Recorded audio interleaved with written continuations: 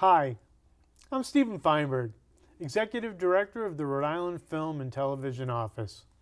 Our guest tonight is an extraordinary storyteller, director, producer. He's worked on so many fantastic shows like The Sopranos and Brotherhood and Turn. And now we have a Primetime Emmy Award winner at the table for the third time, Henry Bronchtein. Thank you so much for joining us on this third segment of this interview. Pleasure to be here. Thank you. So we were just talking about, on the last episode, about The Sopranos and you as a producer on The Sopranos. But your goal was to direct. How did the first directorial debut or directorial position come for you on The Sopranos? Well, so I had made the deal that it would include some second unit directing and reshoots of scenes if they came up. And we were, I don't know, somewhere around episode 4 or 5. Is this season 1, 2? Season 1. Okay, yep. Season 1. We were somewhere around episode 4 or 5, and I hadn't seen a day of directing. And, you know, I decided to be pushy. Okay. And I went to David Chase and I said, you know, is there going to be any second unit to do on any of these episodes? And he goes, don't worry, you know, I'm still editing all of them. There are going to be pickup scenes. There are going to be scenes that I want to change. There'll be work. Were you, when you were doing this first, this is your first opportunity, you don't want to blow it. Are you playing it safe? Are you shooting like the master and then over the shoulder? Are you doing anything that you felt, this gives me also, I'm going to do something a little artistic as well? Do you remember? Yeah, I know how I approach a scene, and I remember how because I always approach a scene the same way, which is first you just visualize what's written and what you think will normally happen.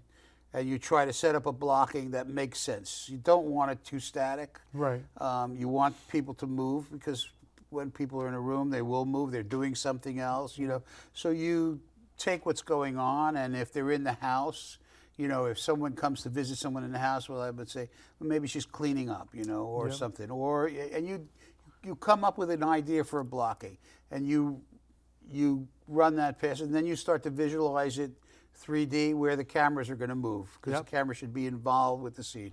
I always try to motivate the blocking in the reality and to motivate movement based on emotion. You know, that someone might want to deflect, so they'll move away at this point. So they've been cleaning the house, they might go over there and pick up a rag just because they don't want to answer the question for a second. You basically hear the words and say, okay, this is the emotion, and try to imagine a blocking. And do the blocking and then try to put the camera to a blocking. That's what I do, all right? So at some point, it will often become over, single. You know, that you might have camera movement and camera movement, but people talking, you and I, over, single. Right. You know, that's the language. Right. Is you are aware of the line. Right. You know when you jump the line, there are ways to jump. You know, cinematic These are technical lines of 180 degrees. 180 degrees. So people, I'm always on the right. You're always on the left. Right. If you go across the line between us, the screen direction is going to change. You have to know how to do that. Right. So these are technical things that are technical things that I knew already. So you've gone and you've done a couple of, now you've done some segments or scenes, pickups. How do you get your first full episode? Okay, so I wasn't going to get an episode in the first year because, as I said, I think in an earlier segment, it's very hard in the first year. The studio wants to see the show get up on its feet. They have directors that they already like. David Chase had directors he already liked. Seasoned directors. They want seasoned directors. Somebody bowed out of an episode of Sopranos. Somebody who I'm sure deeply regrets that they bowed out of that episode. I don't remember who it was. But some director bowed out of episode 11. and we were not an established show. And once you get late into the season of all shows running, directors book their shows. They book out their year. Yep. And there wasn't anybody that the studio knew well or that David knew well. And I had, like I said, put your hand up. I had been pushy, and I continued to be pushy, and I said I could do it, you know. And Did you come in with a shirt that said director? No, but I talked to David, and I will say that Eileen Landris was instrumental in promoting me and telling David maybe give him a shot. And who was Eileen again? She was the executive producer, non-writing executive producer. Yep. My boss. Your boss. Yeah. And, you know, she was helpful. David was in my corner. I had worked with him as an assistant director. He knew I wanted. I had done several scenes at that point already with actors that had come out okay. So you're gaining confidence. You were gaining confidence. He gave me a shot. Yep. Did they have to get approval from HBO? I assume. Yep. Nobody ever asked me that, or I never was in that. I made the request. I got the. So episode 11. What was episode 11? Nobody knows anything. Where they first think that Pussy's a rat. Where Paulie corners him in the locker room. Take the shirt off. Oh, okay. Take the shirt off. What's the matter with you? Like that. Yeah. So that scene. They go to a. And you got nominated for that one? DGA. DGA. Your first time out of the gate. How about that? Thank you. Can I ask you this? I was very lucky. When they have to submit materials for nominations for the Directors Guild. Did they submit the whole season? No, I don't know how that. I think each director, like every director in the guild, submits one piece of their work to the guild to be for nominations, and then the membership votes. Okay. So I had a vast amount of one episode, so I submitted it, and it got nominated because the show was phenomenal. But how cool is that? Your first? Yeah. I think there were 3 episodes nominated in that first year. The pilot, Nobody Knows Anything, and College, where Tony takes Meadow to go. So, and the pilot, of course, won because people recognized that the show was David and the show was brilliant. The whole tone of the show is set in the pilot. Right. The whole cinematic way of shooting, the style of the show is set in that pilot. Right. So everything I did, you know, yes, I did blocked out my coverage, but there were certain size lenses that you would want to use that were in the style of the show. There was the tone of the show. Were the technical folks or the DP, the cinematographer, was it the same throughout the whole show, or were there a couple, or was it multiple? Yes. Yeah. No, there were 2 throughout the whole show. The first one was Alex Sakharov. He did the pilot, and he did the whole first season alone. So there was a consistency of how the show looked. Yes. I think in the second year, maybe the third, we went to 2 DPs. Okay. And Phil Abraham was who had been the camera operator, became the second DP. Yep. And both of those guys are now directing exclusively. Did you rely on them for help with camera and? Well, you collaborate. Right. You know, you talk about the scene, and you know, if you have enough time in prep to talk to them, because don't forget, when we went to 2 DPs, you had a DP prepping with you. So then, yes, of course you talked. You went to the location, right. You looked at a room, you looked at, DPs always want the sun in a certain place, so they always have suggestions. Yes, you work a lot, very closely with the DP and with the production designer. How much prep would you have on an episode, too? They say, Henry, you've got it. How much time do you have to prep? You start prepping day 1 of the other film shooting, of the previous episode shooting. You're leapfrogging. So if a show is shooting for 13 days, you have 13 days of prep. Sometimes if a guest director's coming in and he's coming from a show, he might only have 8 or 8 days of prep. But we always had at least 7 or 8 days of preparation for. Did you feel that was enough? It's never enough. It's never enough. It's never enough. What was the big thing? Every day of prep is so valuable. Right. I always want to give more direct prep to directors. Yeah. What was the big thing you learned from doing your first episode as a director? That I loved it. You did. I loved it. I loved talking to the cast. I loved seeing a scene the way I imagined it come about. You know. And let me ask you this: how many episodes did you end up directing? 4. Where was Pie in My, the episode? That was the episode where Tony had a horse. I think that's named, the 3rd episode I directed. I think it's at season 3.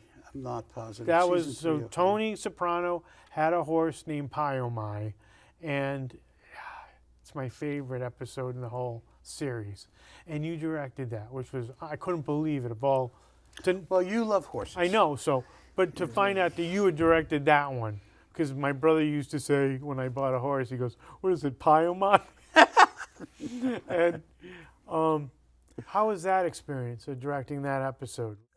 I worked, Joey Pants was the co-owner of Pie in My. I go back to Eddie and the Cruisers with Joey Pantoliano. Yeah. And We did a show with Joey here. He's a lovely guy. Yeah. He's a great guy. He's a character. He's a character. I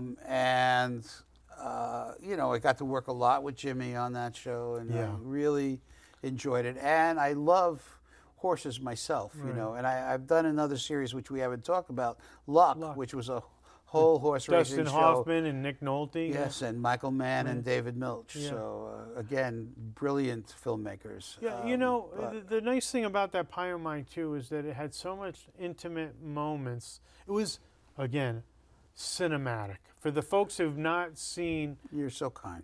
No, it's so cinematic, and I can hear the rain and, and music. Well, that shot where at the end of the show, so Tony comes Tony gets a call, the horse is sick. He's on the outs with Carmela anyway, and he gets up and he leaves because she's pissed at him anyway, and he goes to his friend the horse in the rain, and he trudges down to the barn, and the horse is sick and lying on the ground, and you're not sure he's going to make it. So you have the elements of get the horse to lie down, which they don't do naturally. You have to train a horse to lie down. The goat comes in at the end after Tony sits and hits a mark. Got to get the goat to come in on a cue and hit. Tony's got to come in, and here's what happens. Rain. Then you have rain. And then you have the rain. So here's what happens. I hope I have time to tell this story. So we get there, we line it up, all the rain and the entrance, and now we're in the barn. I pulled the back wall of the stable. We had arranged to do that so I could shoot towards the entrance where Tony would come. So you can see the... So we get the horse to lay down. Horse is finally laid down. Everybody's quiet. You got to be very quiet for the horse to lay down. Turn on the rain. It's a tin roof. The rain hits the tin roof. Boom! The horse jumps up. Spooking him. Now get the horse to lie down again. Turn the rain on. Boom! The horse jumps up. Turn the rain on first. Now you rain like you're pouring water out of the truck. Get the horse down. Okay. Tony comes in. Tony comes in. Boom! The horse jumps up. Now I want the audience to understand. Horses are prey animals. They always feel like they're being attacked. We're predators. So their first thing is, something's coming to get me. Right. They're nervous, and they don't like to be lying down. After the 3rd time Tony comes in, the horse stays calm.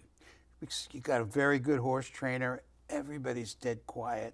The rain is going. People are going out, like it's mud out there. Now we get through the scene, and the goat has to come in. Boom, the horse jumps out. It took so many takes to do the one shot. Yeah, I wound up doing coverage because, again, I would have done it all in the wide shot. Right. But you want to protect, that David should have coverage. See Tony's face. See that moment where he's at peace. He's with his horse. Right. But there was a lot of conversation. Tony lit a cigar. Right. And you would never light a cigar in a stable with the hay. But I don't remember it was in the script. I have. So anyway, David wanted to cut that out. He had to cut around it. So when you see the show, he doesn't light the cigar. He's got the cigar in his hand, but you don't know it's lit. I shouldn't say about my own work, but I was happy. And happy that we got it all done. And that's one of those things where you just got to persevere. But I want to say this, Henry. That show and that episode and that shot and that scene stand the test of time. we have run out of time for Oh my this God. episode. I want to thank you so much for being part of this. We're going to have to do another show to talk about brotherhood and turn and luck and evil. Please, I'll be happy to come back. Bring me back later in the season, next season. I'll put the shirt in my closet. I won't wear it, won't clean it. It's lucky. I want to thank you so much Thank for you. joining us on Double Feature. And thank you all for joining us with Henry Bronchtein. And it's a wonderful career. And this is Stephen Feinberg from Double Feature.